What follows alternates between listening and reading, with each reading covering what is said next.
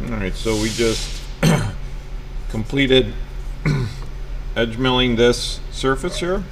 So now we are going to flip this around and we are going to do the exact same thing on this side.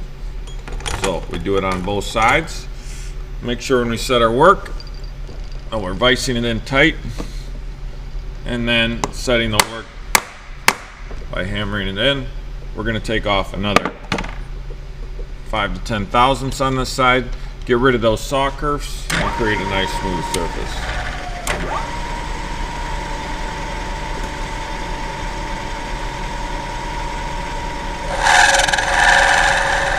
And it won't take much, a couple passes.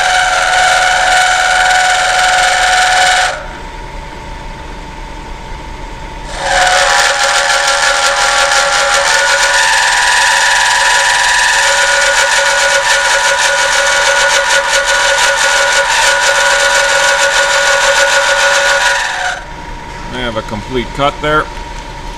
Now we know that these two surfaces right here are completely parallel to each other, and they're also perpendicular to everything else.